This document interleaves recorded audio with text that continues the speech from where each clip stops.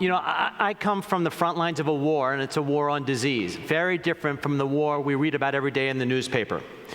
I'm going to talk to you today about just some of my views on this war and end up with some ideas that I hope can be a new way of thinking about these diseases. And it all comes from the fundamental, unfortunate truth that we're not much better at treating disease than we were 50 years ago.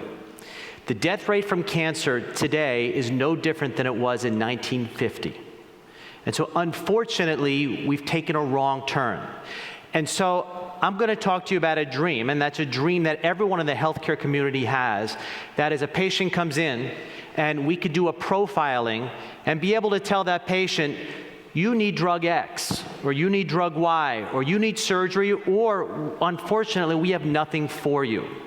Remember, the unfortunate truth is, if you look at what happened in Washington over this last year, we didn't have healthcare reform. We had healthcare finance reform. And between you and I, as a patient, as a doctor, I really don't care that much about healthcare finance. I care about those two patients of mine that died this morning.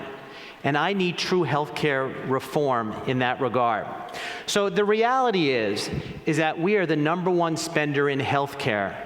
And we spend almost twofold more than the #3 spender. And we're ranked in the 30s in healthcare in the world. So obviously, there's something incongruous there. You take into that the problems with healthcare finance, some of which are going to be addressed by these bills, and it certainly will make the field move forward. And we have to reinvent ourselves. We have to think differently. You look at data like the cost for procedures in the United States versus other places in the world. If you take a procedure like a hip replacement, that costs or is charged on average close to $50,000 in the United States, but it's less than $10,000 in most other countries.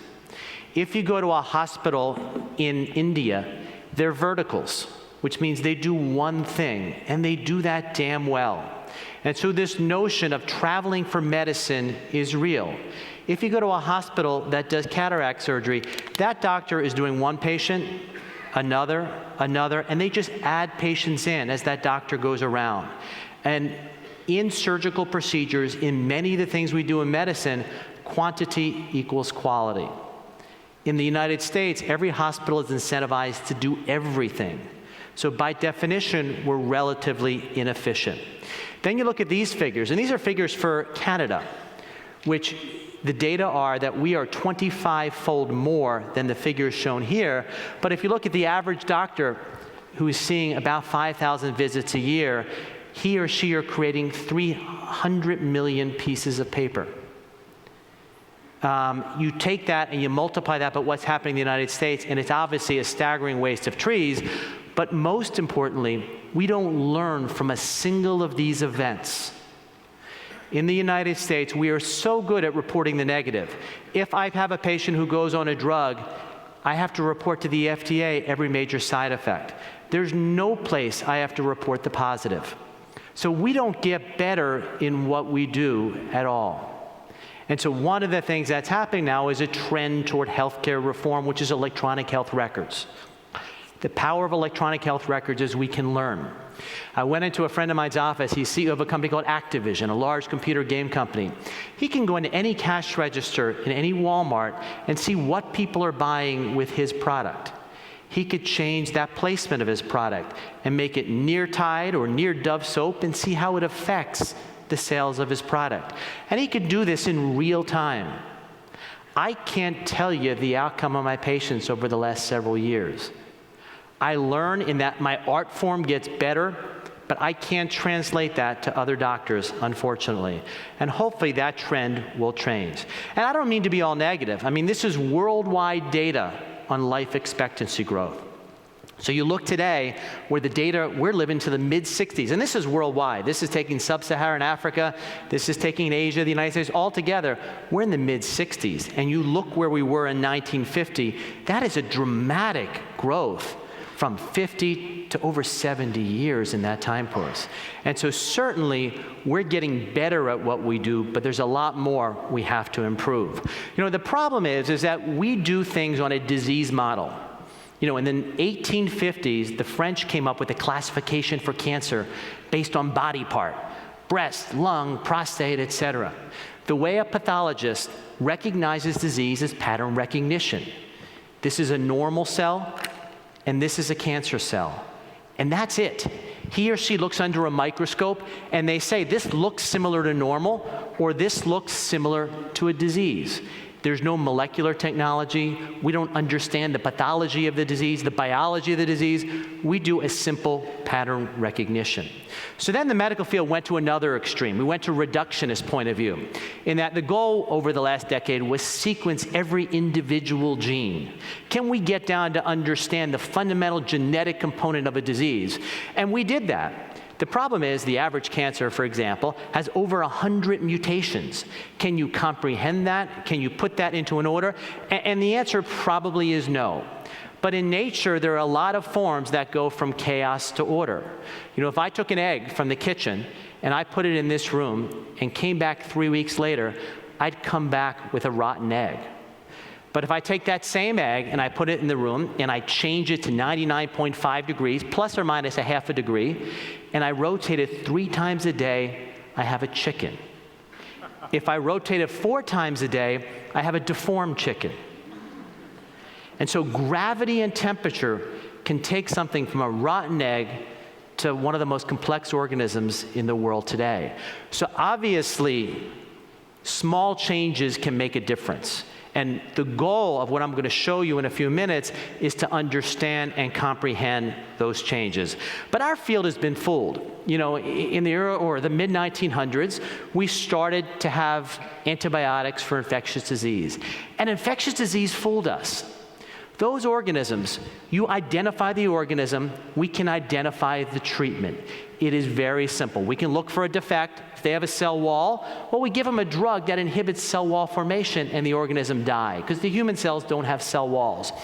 We were fooled by that.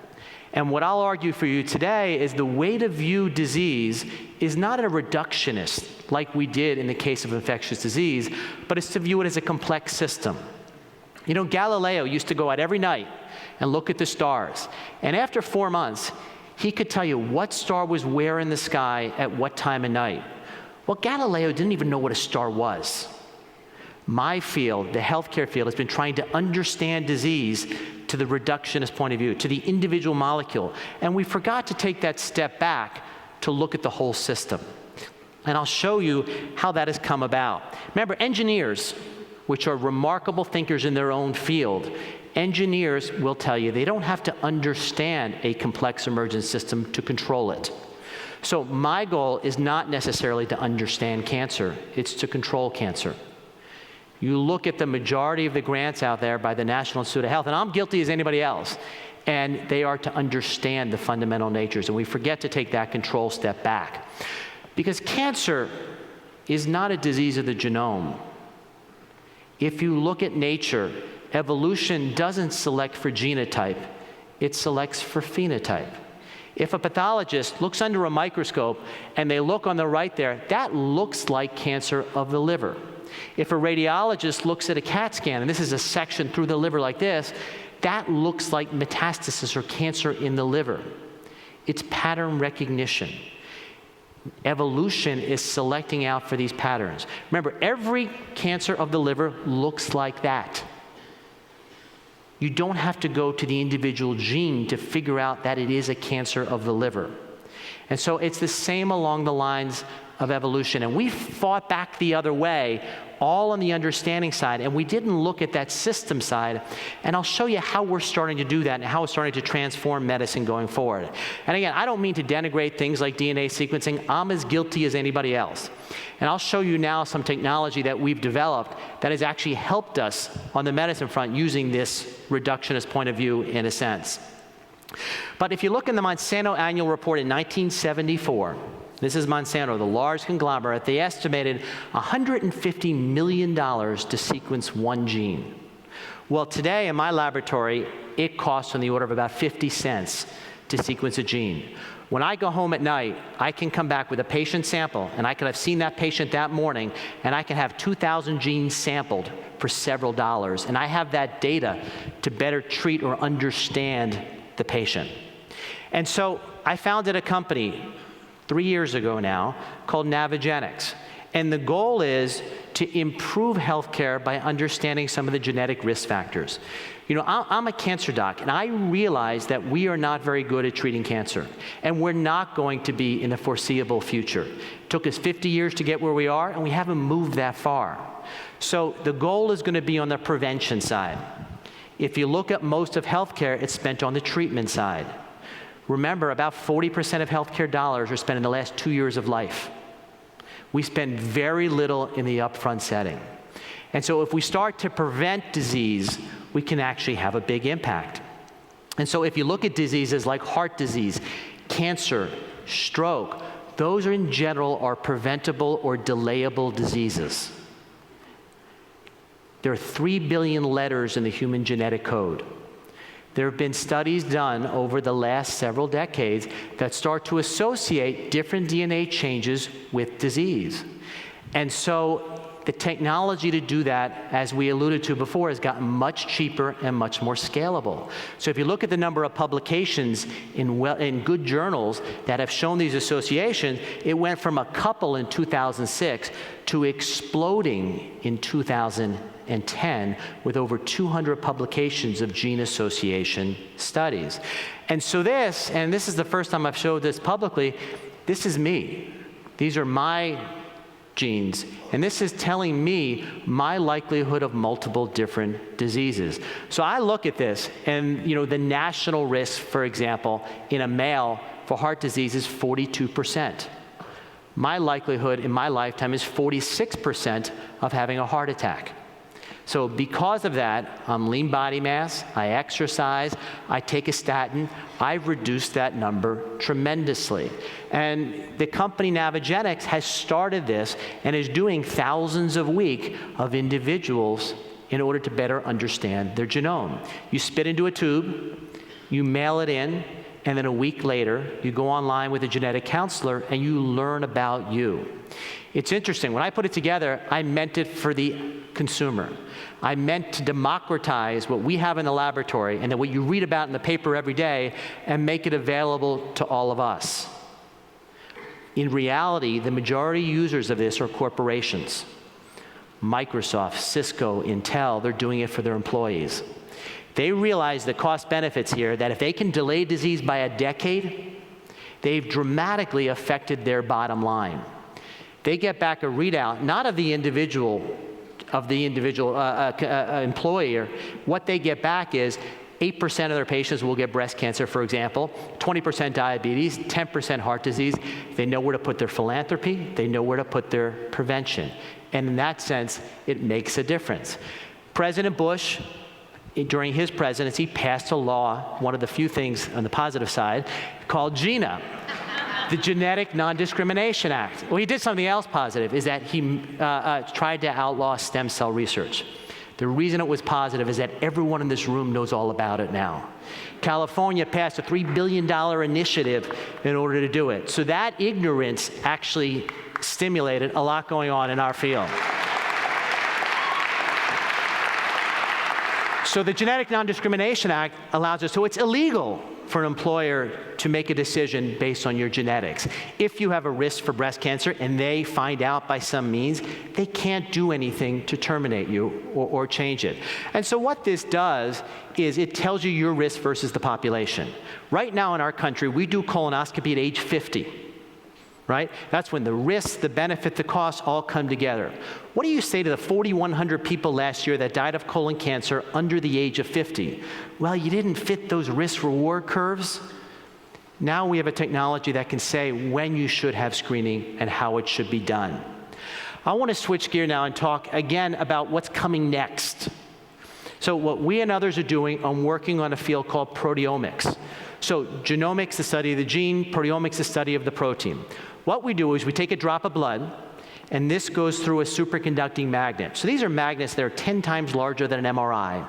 And what it does is it gives us a 40 or 50 gigabyte picture of all the proteins in the blood. So this is a computer hard drive, or the old computer hard drives, now they're much bigger, of all the proteins in the blood. We can actually visualize a neutron with this. And with this, we can get a picture of your state, what's happening in your disease. and we create these large databases where we correlate what happens with what's present on the proteins. So for example, if 100 women have breast cancer, I give them a drug, 50 respond, 50 don't respond, that 101st patient, I say, is the pattern of their proteins like the responder or the non-responder? So this is an example of a woman with lung cancer. She's 46. She gotten every chemotherapy, every radiation therapy we could give her. She had 3 kids under the age of 10. And this is a section through her chest like this with a CAT scan. And you see on the left there in the red is the large mass. That's the tumor in her chest. I give her a pill and the tumor goes away. This is rare. This is very rare.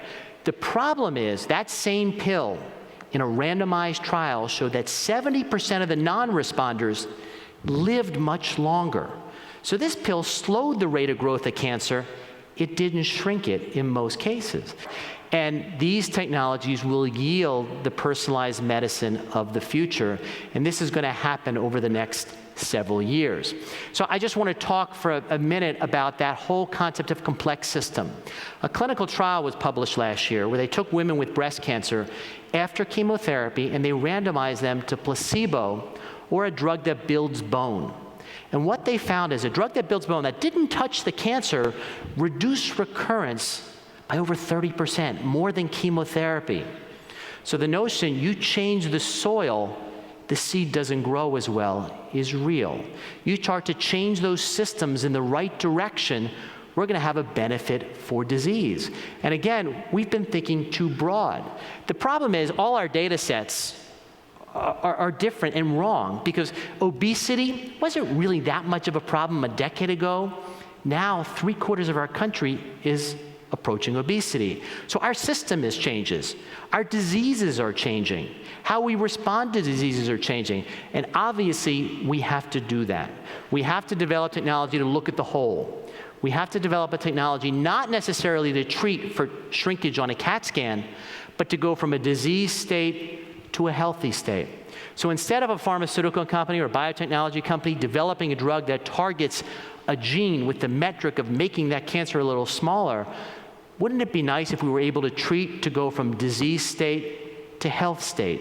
If we had a monitor for health state, and that's certainly what we're trying to do with the proteomics. And everyone always asks me, what's next? Well, I think the next stage after this is going to be something called microbiomics. The microbiome are the bacteria in your GI tract. So all of us have slightly different bacteria, and they number at 10-to-1 bacteria to human cells in the body. So they're a large part of us. They metabolize all our food. They change what we absorb and how we absorb it. So for example, if you look at the incidence of prostate cancer in the United States versus China, there's a 90-fold difference. If someone from China moves to the United States, they start to approach us in terms of risk of prostate cancer after a decade. So everyone says, well, it's because of McDonald's. It's because we're all eating poorly, because we have a high-fat diet. Well, they're starting to have that high-fat diet there, and they're not seeing these rates. Part of it is the microbiome is different there than it is here. So that next generation of technology will be able to sequence all the bacteria in our gut and know how you and I metabolize food differently. And it's going to say, listen, based on your genetics, you have a high risk of prostate cancer, so you need to have this mix of bacteria in your GI tract. And this isn't going to be science fiction. This is going to happen over the next several years. So to end, Al Gore told me this story that when President John F. Kennedy announced that we're going to land on the moon, everyone thought he was crazy. 9 years later, the headlines of the paper was, we landed on the moon, and potentially we actually saw the pictures of it if that was real. The average age in mission control was 28 years of age. So the generation of people who created us landing on the moon at the time were 19. So it ain't going to be me who make all these big changes in the healthcare. It's going to be you guys in the audience. You are the next generation that are going to develop and apply these technologies that will hopefully dramatically change disease. So thank you.